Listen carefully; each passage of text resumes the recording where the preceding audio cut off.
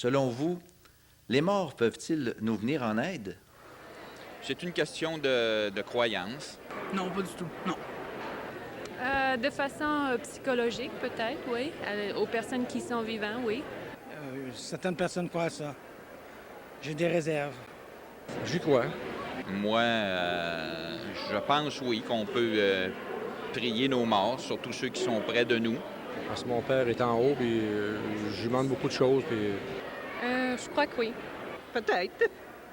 Non. À mon avis, non. Je crois pas à ça. Oui, j'appelle mon mari et moi, quand j'ai un problème, il règle tout ça.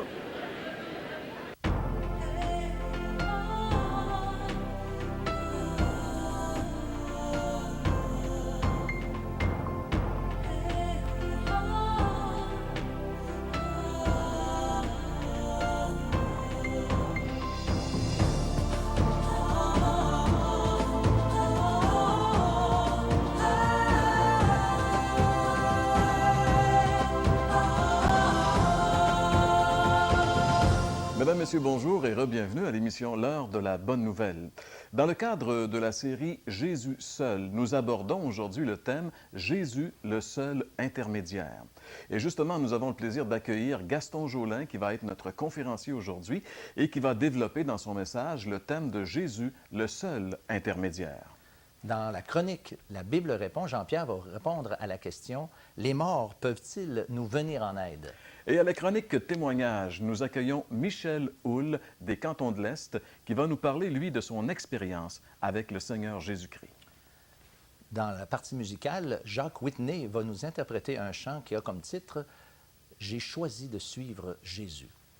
François, on revient sur le Vox Pop, comme on le fait d'ailleurs à toutes les émissions, parce que c'est important quand même de sentir le pouls, ce que les gens croient. Et là, on aborde un thème, c'est très délicat, parce que bien sûr, on est au Québec. L'arrière-plan religieux de la majorité des Québécois, c'est le même. Et dans cet arrière-plan, on a appris à prier nos morts et à invoquer nos morts. Et ça, je pense, c'est un peu différent de ce que la Bible dit. Oui, c'est ça. Bien, le problème est là, c'est qui a l'autorité de trancher? Mon opinion vaut la tienne, mais quand on arrive avec des questions comme ça, seule la Bible peut vraiment répondre avec l'autorité qu'on lui connaît. Alors, si vous voulez savoir ce que la Bible a à dire sur ce sujet important, demeurez avec nous, car c'est l'heure de la bonne nouvelle.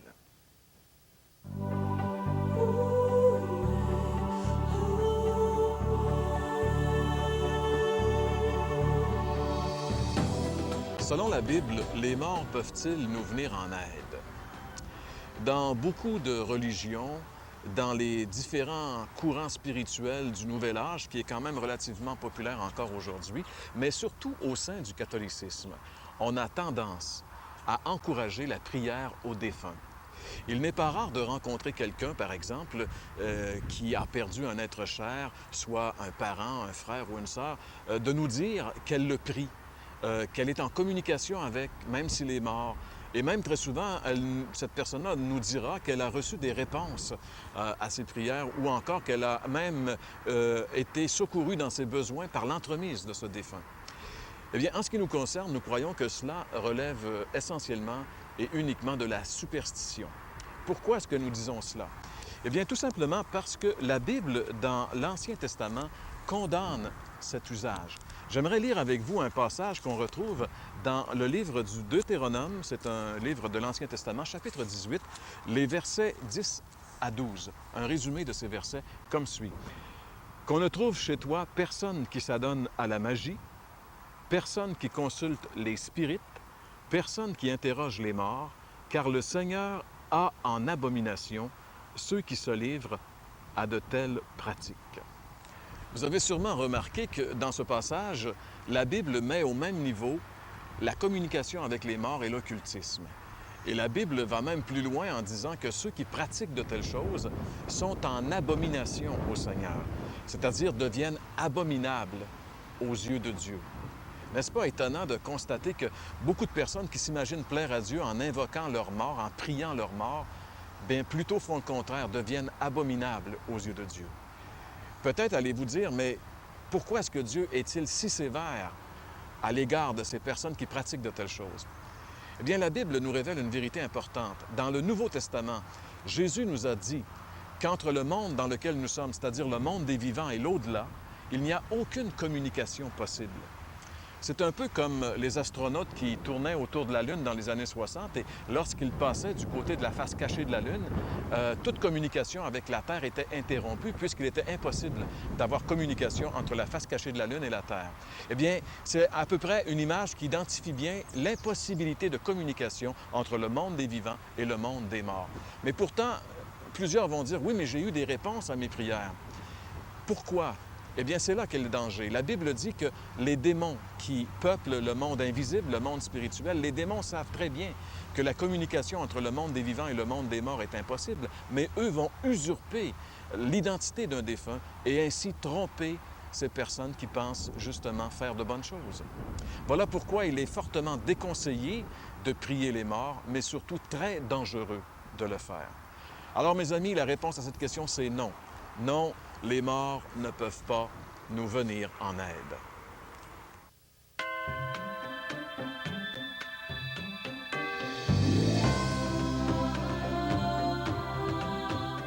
J'ai été élevé dans une famille catholique. Je suis né le 19 mars 1957. Je suis le cadet de 4 enfants. Nous autres, qu'est-ce qu'on avait de particularité dans notre famille, c'est que ma mère était anglophone américaine qui a marié un francophone québécois. Et ça a toujours été spécial chez nous parce que nous, les enfants, on était anglophones. Par contre, pour l'Église, on allait toujours assister à l'Église en français, puis on ne comprenait rien. Et même à l'époque, on avait la messe qui était dite en latin, encore moins qu'on comprenait. Et éventuellement, le devoir, on avait un devoir religieux d'aller à l'Église à toutes les semaines, à écouter et être présent là. Et par contre, à un moment donné, on a trouvé ça difficile, sans rien comprendre, ça ne nous donnait pas grand-chose d'y aller. Et on voyait que Dieu était un être qui était distant pour nous. C'était pas quelqu'un à qui on pouvait parler, c'était vraiment étrange pour nous de parler de Dieu, de parler à Dieu, avec Dieu. Et éventuellement, toute la famille a délaissé la foi chrétienne à l'Église catholique. Et qu'est-ce qui est arrivé? C'est que on a commencé à aller à l'Église seulement pour des occasions spéciales, des mariages, funérailles, des baptêmes aussi. Mais éventuellement, on a tout délaissé cela. On n'avait plus d'intérêt d'aller dans une église où on entendait parler des choses distantes. Dieu n'existait pas vraiment pour nous. Il existait pour nous, mais il était très distant. C'était pas quelqu'un qui pouvait nous aider ici-bas. Et en étant religieux d'une façon à faire ça comme un devoir, être obligé de faire ça pour gagner un peu la faveur de Dieu. À un moment donné, on a délaissé ça. Et en 1981, quelque chose de particulier qui m'est arrivé, c'est que il y a une cliente, à un moment donné, où je travaillais, m'a présenté un Nouveau Testament. Puis elle me disait que Dieu était un être d'amour.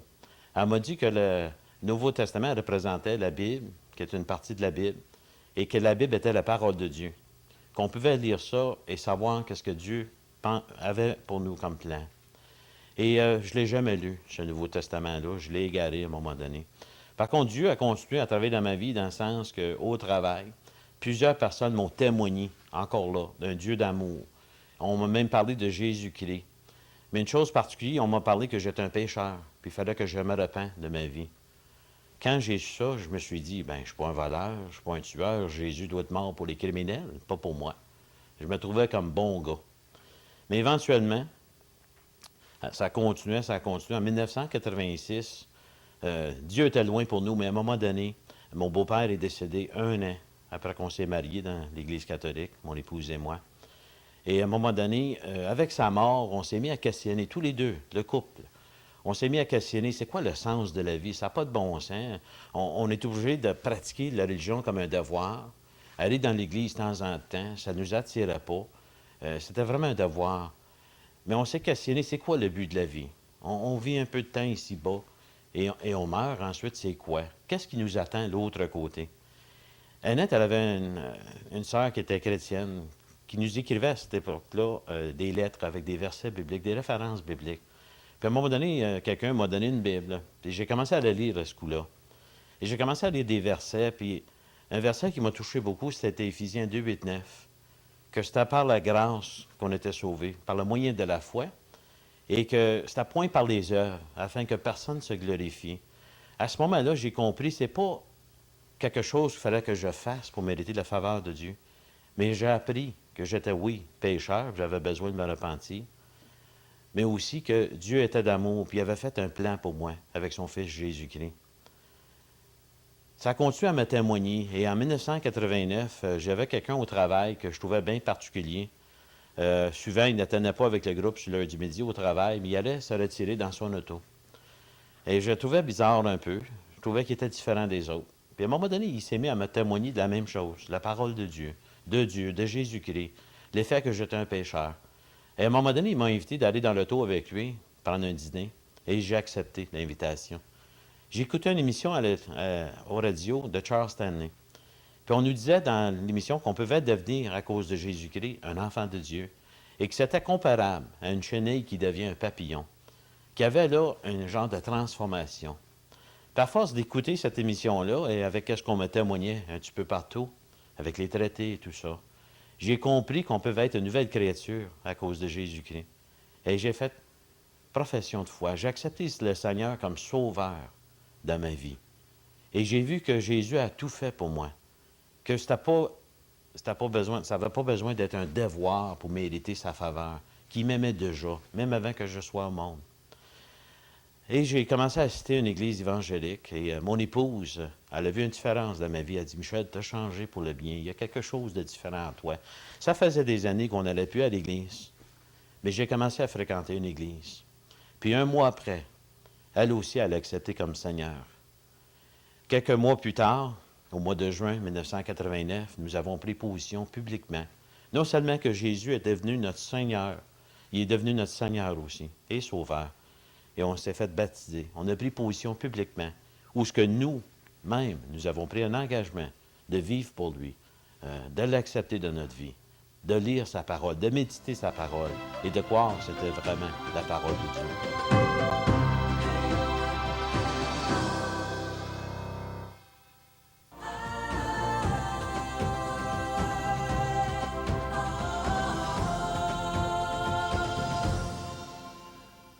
Aujourd'hui, pour titre de mon message, nous allons parler ensemble et découvrir dans les Écritures Jésus comme étant le médiateur, le seul médiateur des hommes. Dans les Écritures, vous savez, le Seigneur Jésus nous est présenté comme le seul qui peut en fait nous réconcilier, nous rattacher avec Dieu. C'est le seul qui peut vraiment nous donner l'assurance qu'on a besoin dans notre vie. Le connaître, lui, c'est ça la vie éternelle. Jésus, dans sa prière sacerdotale, avait quand même dit, en s'adressant au Père, la vie éternelle, c'est qu'ils te connaissent, toi, le seul vrai Dieu, et celui que tu as envoyé, Jésus-Christ. Alors, c'est ce que nous voulons à travers cette série d'émissions, c'est de découvrir qui est Jésus. Jésus comme étant le seul, unique Sauveur, celui qui est le seul moyen de salut. Et pour la lecture d'aujourd'hui, je voudrais quand même vous introduire à une portion qui se trouve dans l'épître de Paul à Timothée. Puis il dit ceci, au chapitre 2, la première épître de cette lettre à Timothée. Alors il dit, j'exhorte avant toute chose de faire des prières, puis des supplications, des requêtes, des actions de grâce pour tous les hommes. Puis il nous dira pourquoi c'est si important de prier pour tous les hommes. Bien sûr qu'il est question aussi du salut. Au verset 4, ça continue en disant « Dieu veut que tous les hommes soient sauvés et parviennent à la connaissance de la vérité. Car il y a un seul Dieu et aussi un seul médiateur entre Dieu et les hommes, Jésus-Christ, homme, qui s'est donné lui-même en rançon pour tous. » D'abord, il y a plusieurs grandes vérités qui ressortent de ce passage qu'on vient de lire ensemble. D'abord, l'importance de nos prières pour les hommes. Dieu veut que tous les hommes soient sauvés. Alors, on se pose la question à savoir, lorsqu'on parle du salut, où est-ce qu'on est? Êtes-vous sauvés présentement, cher ami? Dieu veut que tous les hommes soient sauvés. C'est une des plus grande vérité et la vérité la plus importante qui peut nous être posée. Est-ce que je suis vraiment sauvé? Êtes-vous sauvé? Dieu veut que tous les hommes soient sauvés. Et la deuxième vérité, c'est que tous les hommes parviennent à la connaissance de la vérité. En d'autres mots, que les hommes sachent vraiment où ils en sont. Savez-vous, cher ami, où vous en êtes face à Dieu, face à l'éternité? Qu'est-ce qui vous attend lorsque vous allez quitter ce monde, cette vie, pour la prochaine vie, ou enfin l'autre bord, l'au-delà? On se doit, puis on devrait connaître. C'est pour ça que Dieu nous a laissé sa parole, pour qu'on puisse savoir justement où on va, ce qui nous attend. Alors, si Dieu veut que tous les hommes soient sauvés, c'est que, naturellement, les hommes sont perdus, par nature. Ça, c'est la première grande vérité que Dieu a à nous donner de chacun d'entre nous. On est tous des pécheurs, on est tous nés avec une nature de péché. C'est David qui pouvait dire, voici, je suis né dans le péché, ma mère m'a conçu dans l'iniquité. Ça, c'est vrai de vous, c'est vrai de moi, c'est vrai de tous les hommes. C'est pour ça que, en fait, on a besoin du Sauveur, on a besoin du salut. Dieu veut que tous les hommes, ça c'est la bonne nouvelle, Dieu veut que tous les hommes soient sauvés. Dieu a tout mis en œuvre pour que vous et moi, on puisse être sauvés, qu'on puisse être pardonnés, puis qu'on puisse avoir une assurance vivante dans cette vie. Pas seulement 5 minutes avant de mourir, mais pendant notre vie. Dieu veut que nous soyons vraiment sauvés. Vous allez dire, mais comment est-ce qu'on peut parvenir au salut? D'abord, je pense à une autre parole que nous retrouvons dans l'Évangile de Jean, le chapitre 1er et le verset 12, qui dit ceci, « Mais à tous ceux qui l'ont reçu, à ceux qui croient en son nom, Dieu leur a donné le pouvoir de devenir des enfants de Dieu. » Alors, vous voyez, on peut savoir en recevant Jésus par la foi. Tous ceux qui ont reçu Jésus par la foi, le Seigneur Jésus leur a donné le pouvoir de devenir des enfants de Dieu. Je sais bien que malheureusement aujourd'hui, il y a beaucoup de gens qui pensent que par leurs œuvres, puis leur mérite, puis leur pénitence, ils peuvent, vous savez, attirer d'abord l'attention de Dieu et puis mériter leur ciel. Mais l'Écriture, elle est très explicite pour nous dire, ça c'est Éphésiens chapitre 2, puis le verset 8, qui dit ceci, « C'est par grâce que vous êtes sauvés, par le moyen de la foi. Cela ne vient pas de vous, c'est le don de Dieu. Ce n'est point par les œuvres, afin que personne ne se glorifie. » Ce verset, cette parole, elle est très claire, très explicite, c'est à travers toutes les Écritures. On ne peut, par nos propres moyens, jamais atteindre notre salut. Non, cher ami, on a besoin d'un intermédiaire, on a besoin de quelqu'un, on a besoin de Jésus pour avoir l'assurance du salut. On a vu, d'après les Écritures, que l'homme ne peut rien pour mériter son salut. Mais maintenant, j'aimerais vous parler de ce verset 5 qu'on a lu ensemble dans notre lecture aujourd'hui, qui dit ceci, « Car il y a un seul Dieu, puis un seul médiateur entre Dieu et les hommes. » Un seul médiateur entre Dieu et les hommes. Et je me rappelle, un jour, c'était le cardinal Paul-Émile Léger, qui était revenu du concile des années 60, au début des années 60, dans une interview sur les ondes de Radio-Canada, il avait dit « On ne peut plus continuer à intercéder Marie, prier Marie pour notre salut ou quoi que ce soit, parce que l'Écriture, elle est très explicite pour nous dire justement qu'il y a un seul Dieu, il y a un seul médiateur entre Dieu et les hommes, et c'est Jésus-Christ. » Alors, chers amis, l'intercession des saints, l'intercession, vous savez, de ceux qui sont partis déjà, que nous savons sont auprès de Dieu, ne peuvent intervenir.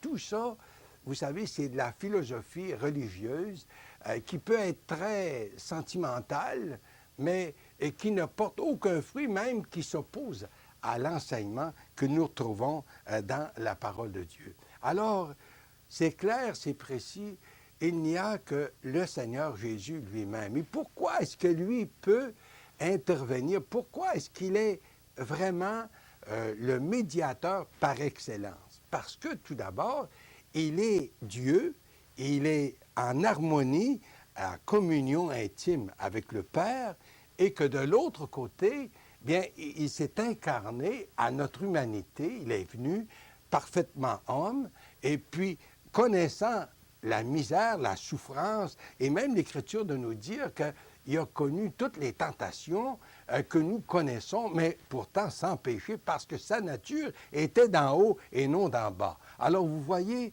Jésus est le seul qui peut vraiment faire l'intercession, ou enfin nous mettre en contact avec Dieu, parce qu'il est le médiateur par excellence.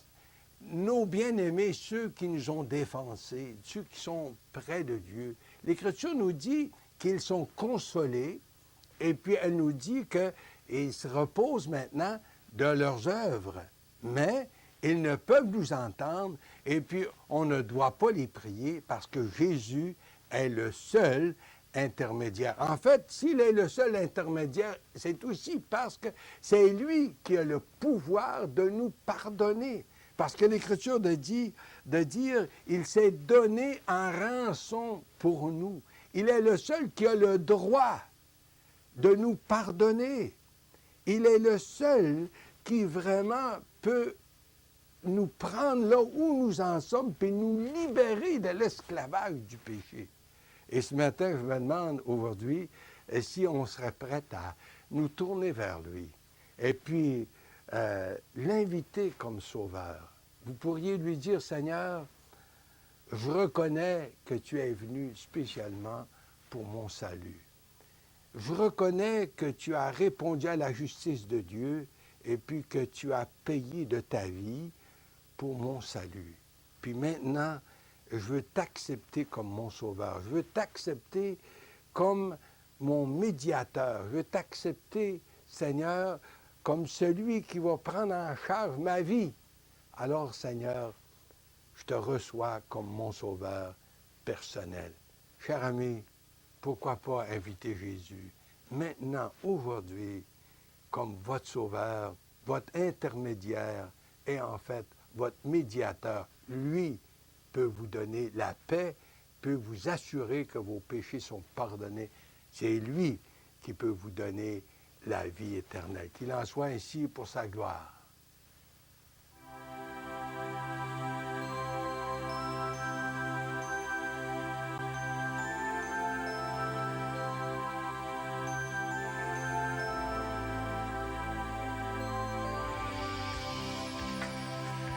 En mon cœur, j'ai choisi de suivre Jésus-Christ. En mon cœur, j'ai choisi de suivre Jésus. En mon cœur, j'ai choisi de suivre Jésus-Christ. Oui, pour toujours. Oui, pour toujours. Si mes amis s'en vont, qu'importe, moi j'irai.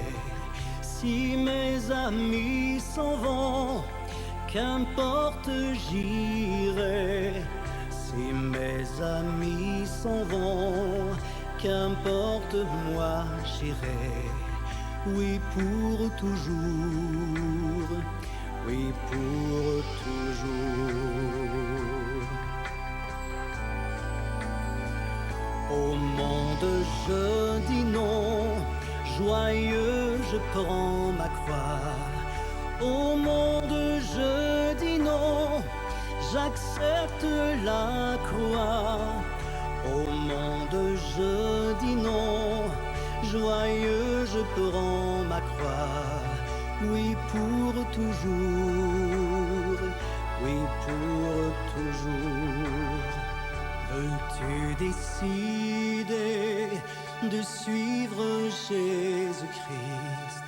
Veux-tu décider de suivre Jésus? Veux-tu décider de suivre Jésus-Christ? Oui, pour toujours, oui, pour toujours. Suivre Jésus, oui, pour toujours.